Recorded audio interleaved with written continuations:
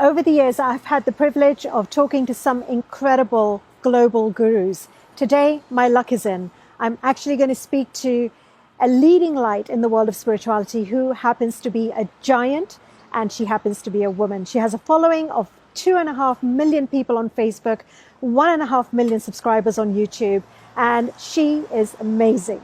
Stay tuned.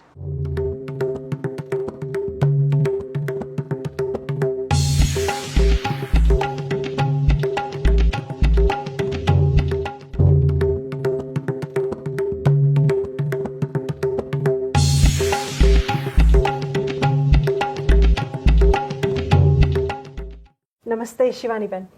So I have wanted to talk to you for so long, and I'm really happy that I'm having a conversation today with a leading light who happens to be also a woman, and I think that speaks volumes for me. So welcome to my channel. Om Shanti, and thank you so much.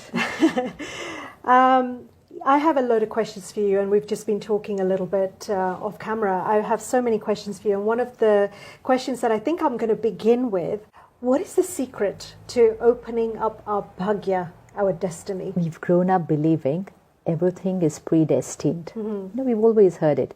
Everything is predestined. Another belief system that we've grown up hearing is, it's God's will. So two belief systems. One is everything that is happening is by God's will. Second thing, that everything is predestined.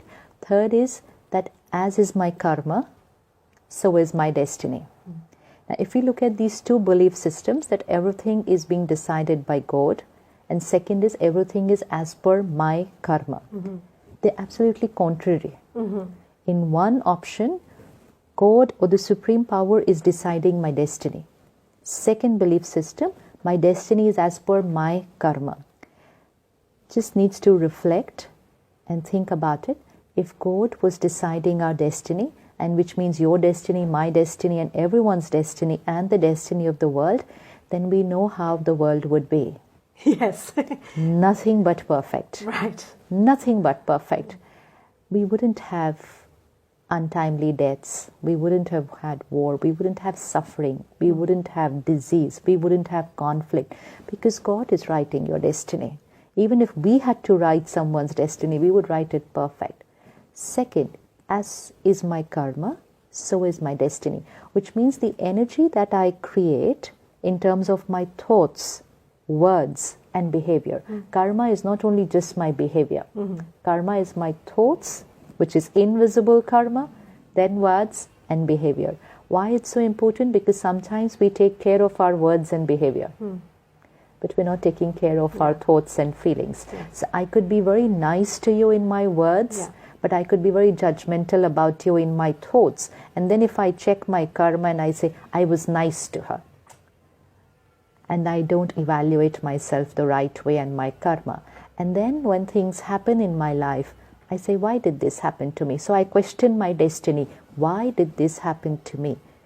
Awareness, energy that I send out is going to come back, create pure energy, radiate, let pure energy come back. Destiny is safe. So all that we need to take care is of our karma. Destiny is taken care of there. Yes.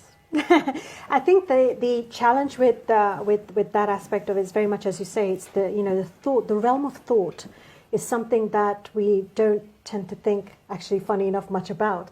And it's in the empty moments when the thoughts are kind of running themselves, as it were. The mind monkeys, or just empty thoughts here and there and everywhere. So, do you have a technique or anything that can kind of interrupt the flow where it's not helpful, that flow of thought? See, like you said, we're not aware of our thoughts, but the thought karma is more than a word karma. How much would I speak in a minute, and how much would I think in a minute? So if I can think 20 lines, I will speak 2-3 lines in a minute. So if I create 20 critical thoughts about you, why is she like this? Why is she speaking like this? Why is she behaving like... what we tend to do in our minds about people. and I speak 3 nice lines to you, my karmic account is still minus 17.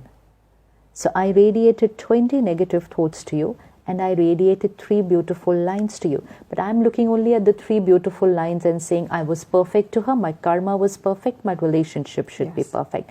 So spirituality and meditation teaches us not to just check our words and behavior, not to take care of only words and behavior. In fact, we don't need to take care of words and behavior if thoughts are taken care of. Because what I've created here will flow here and I need to do nothing about it. But if I've not checked what I'm creating here, then I have to be very careful in how I speak. Because I should not have a single wrong word coming out from here. Because I have a lot stored here. But if I was not storing anything wrong, I would never need to take care of what I speak, because nothing wrong can come out. Take care of your thoughts. And to take care of your thoughts, take care of what you absorb throughout the day. Our emotional diet is what we watch, read, and listen. And that is the source of our thoughts.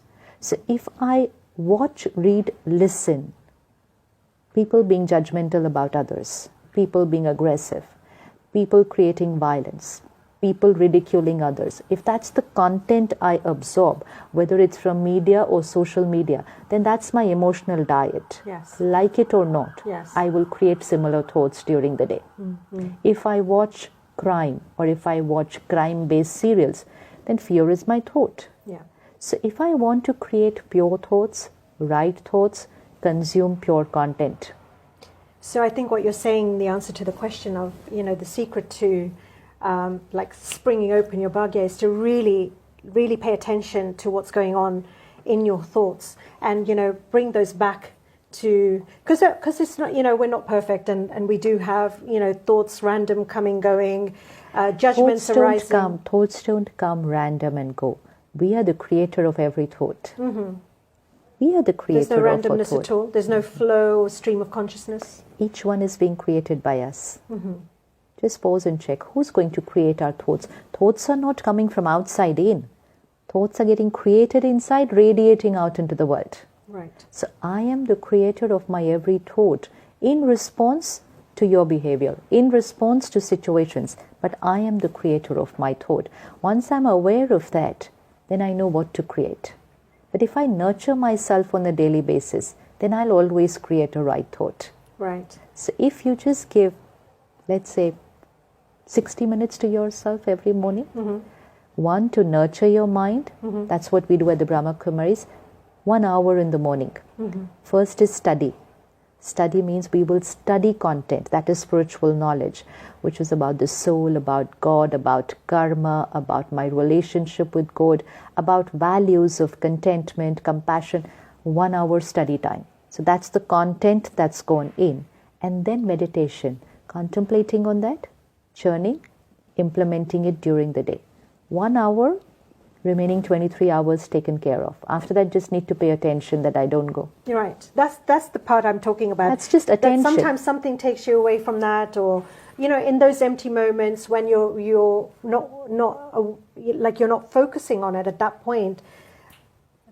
Some empty thought might be just empty. There's no content to it, as it were, and you think, why is that even there? So what I'm asking is, it's there because I've created it earlier, maybe not now. So if I have created a thought about you today, maybe 10 days down the line, somewhere when I'm sitting in silence, that thought will pop up there. But I have created it and put it in my subconscious. The next time I'm talking to somebody about you, it will pop up. 2 years down the line, I see a video of you. And there, that video is a stimulus for me, and that thought pops up. But that thought is not coming out of nowhere. That thought is a result of the thought that I had created that day and stored in my subconscious. So nothing is happening on its own and automatic. And then I have the power to change the thought that day. Like we hold on to past hurt. We hold on to resentment. We can cry even after many years thinking about it. But who created the hurt? I created it that day. I held on to it for so long. And now I have the power to create the same hurt just by thinking of that incident. I can cry all over again. The person is not there, the situation is not there. My hurt is as true if it was yesterday, as if it was that day. Yeah. But who created it that day? Who's creating it now? Who's going to heal it? Me. Right. How? A new thought. A new thought. And karma plays a very important role in that, because we understand that everything that's happening is a result of a past karmic connection we had with people. So just answer the mind with spiritual knowledge, and the mind will be quiet after that. The why me and how could this happen to me? Those are the thoughts which are troublesome. Yeah. Why did she do this to me? Why did he do this to me? So if you take the answers, mind will stop asking those questions. So the inner conversation will become silent. Calmer, more steady, and That's it. And your mind will start being nice to you. So, We need only one person to be nice to us. That's right. We need to talk nicely to ourselves. Yes. That's all that we need. And that's the karma. Because then you'll be creating only beautiful thoughts. Yes. We keep waiting for the world to be nice to us. Even if you're nice to me now, if I am not creating the right thoughts, I'm not going to be happy, even if everybody is nice to me. Similarly, even if everyone is not nice to me, It's you with you. if I'm creating the right thought inside, life is beautiful. Yes. Everything is really comes down to your relationship with yourself. Because your world is here. Right. And then that kind of goes out from Absolutely. you, and then that comes back in.